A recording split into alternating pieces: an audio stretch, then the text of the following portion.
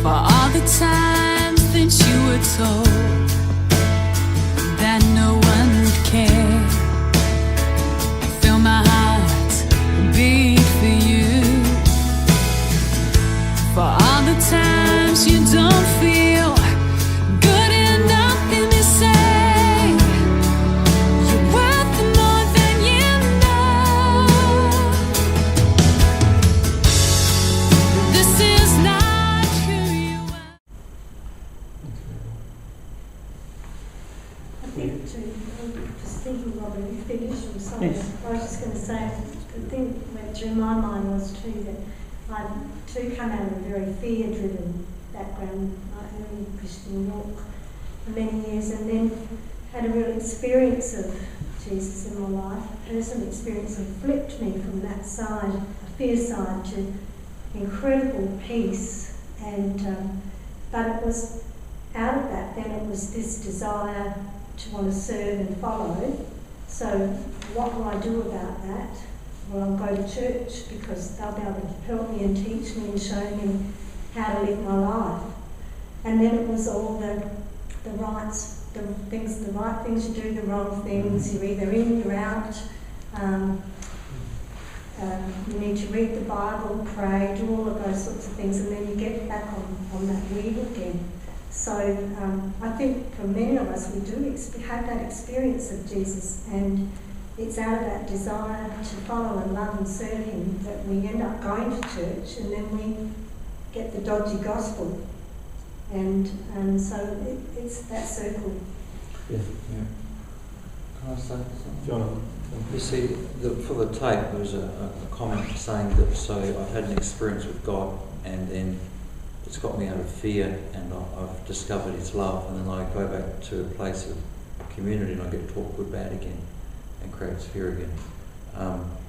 And we say when we teach around the world in Perry, we say that if what we're speaking is true, we can't teach you anything, because it says in John, the Spirit has already spoken to you. So I tell people, if what I'm speaking is true, it will resonate here, right? And then, but what I'll be doing is a demolition job here. So this is in line with this. But let me tell you, we can't teach you here. That's not our place. Christ is already speaking to the depths of your soul. We can only help this. Now, life. Christ has entered the womb of the universe to bring eternal life in. Some see, some don't.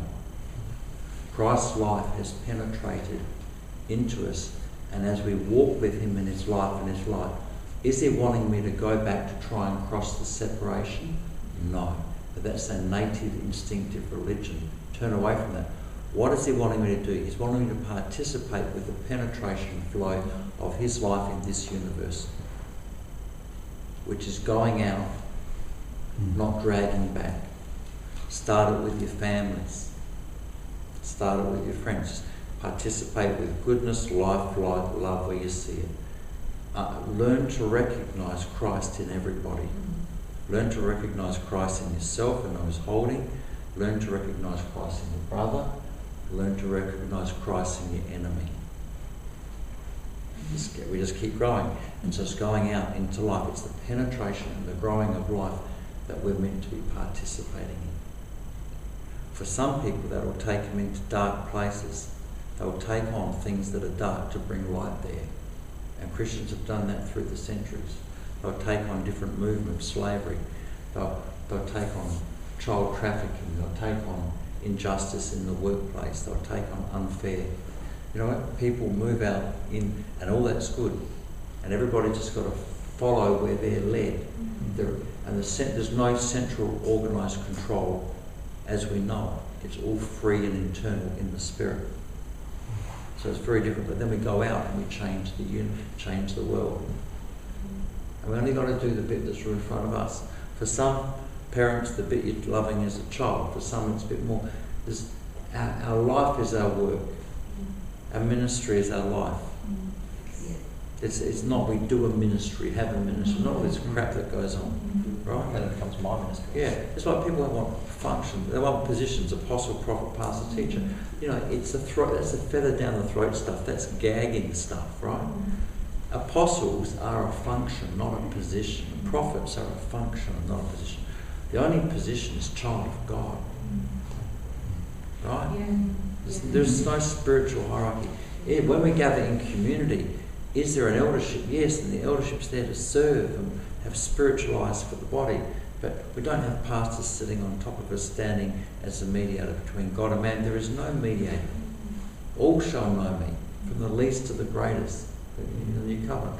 So when we go out, we're called to follow the resonance of Christ in us, where he's taking us.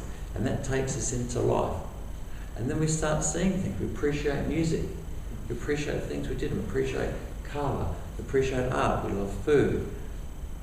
People had a girl, my doctor, for those on the tape, had a girl who's come to see me today who is come into the gospel and has discovered that her body is made for sex.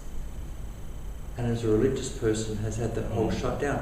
And now she has to work out, how is this expressed properly? Not just foolishly, not in the way, because we want life that brings more life.